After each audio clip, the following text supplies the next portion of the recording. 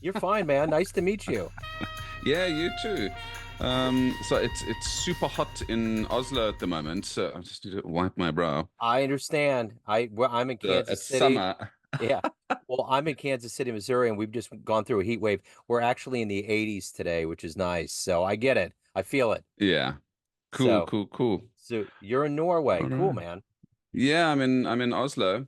We've just yeah, it's coming to the war towards the end of the summer holidays here in Norway, so everyone's coming back to work.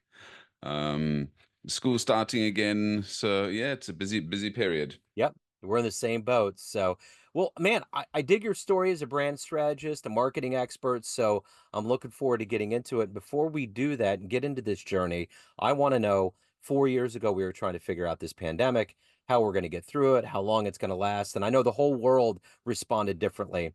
So, how did you get through that time period and how did it change the way that you do things now? So I was living in Malaysia at that time, and very luckily I'd moved to Malaysia to set up a data science company. I'd always I'd been working in research a lot before, so I'd always been involved in analytics and issues like that. And I thought one of the issues that brands have is that they're not able to justify a lot of the budget that we're asking for and justify to the board why they should make specific changes. So I thought, let me go, and I had the opportunity to set up this data science company, and we worked with big companies like PepsiCo and Asahi and Kimberly Clark, guys like that. And thankfully, and that's all. It was all online work and all using the cloud and cloud computing. So thank heavens when the lockdown happened, we were working on big projects with international clients all online, and there were process. It was big integration projects and process stuff that could be done online that was going to take a year or so to actually implement versus a short turnaround which needed to be done at a store. So there was that aspect from the branding agency aspect. It was quite tough, but because we had offices, we had staff, we had people in various parts of the country, but we'd started to move towards more hybrid and online anyway. I think one of the benefits we had is we went through a bit of a crisis a few years before that, which meant we got rid of our big offices, we got rid of our big infrastructure and moved everyone online. And since I'd moved to Malaysia, my team was already um, spread around the world. So we weren't hit that hard. And since we're doing a lot of social media work, there were new things like TikTok coming up. So we started working on platforms like that and building new content, new design, and figuring out those things. So it didn't really hit us as hard because everyone sort of slowed down at the same pace, and we had the additional benefit of having the data science company keep us afloat. So pay the bills, and then we could focus on building the brand agency up again once that awful curtain of COVID lifted up finally. So let's get to the exact heart of what you do here in 2024 for a living on a daily basis. I'm going to put you in front of a bunch of grade school kids. It's third graders. And one of the kids says, "Hey, what do you do for a living?" How do you answer the child? I was thinking of that with my own kids because I need to try and explain to them what does daddy do. So we put the skin on the bones of a company. So a company will have its structure, to have its building, to have its people working in it, to have all of these great widgets it's making. But in order for us to sell it and make people understand what we do and get the best value for what we do, we've got to put it in the best possible clothes so that it can be like a peacock and show off this is my personality. Am I wearing ankle socks? Am I wearing Nikes? Am I wearing Birkenstocks? Because all of those things are the outward representation of what I stand for inside the company. So if I put it basically, we put the skin on the bones of a company so that they can put they can explain to people in that split second. You can see a hippie a mile away because of what they wear. So what we do is we sort of dress you in a specific way that people from a mile away can see what you stand for without having to think too hard when they look at you.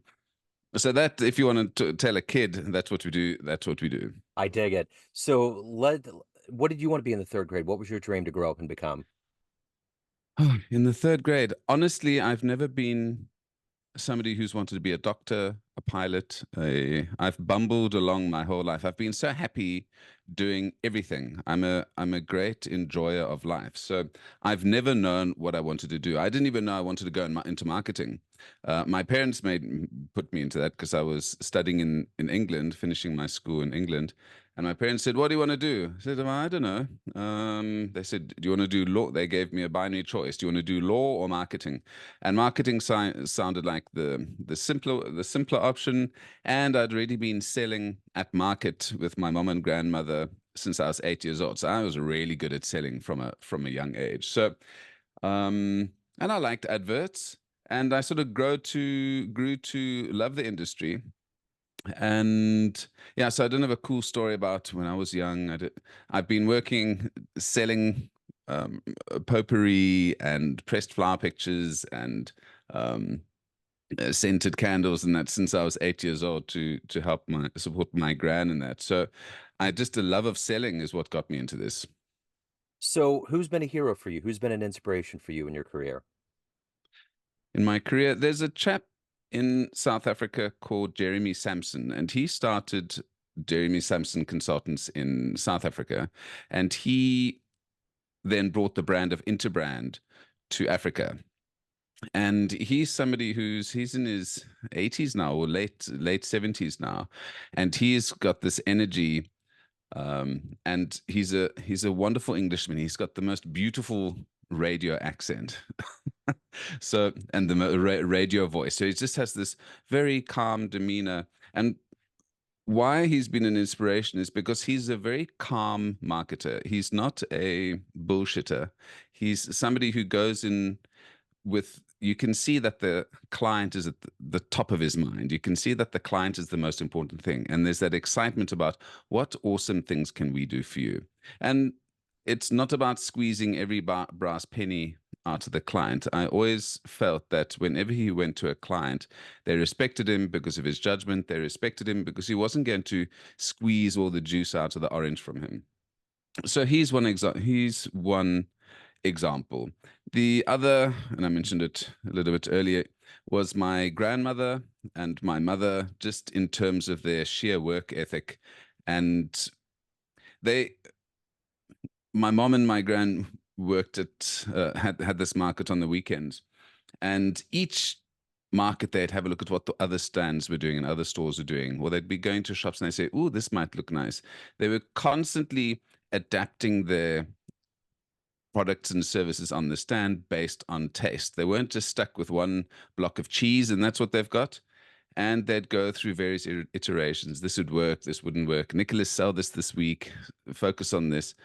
Um, so, there are all these simple things that have a much bigger impact on you later in your life than you can actually imagine. I hated being at the market half the time because my friends were playing football or rugby or cricket. There I was standing behind a stand selling flowers and things. So I was a bit embarrassed in the beginning.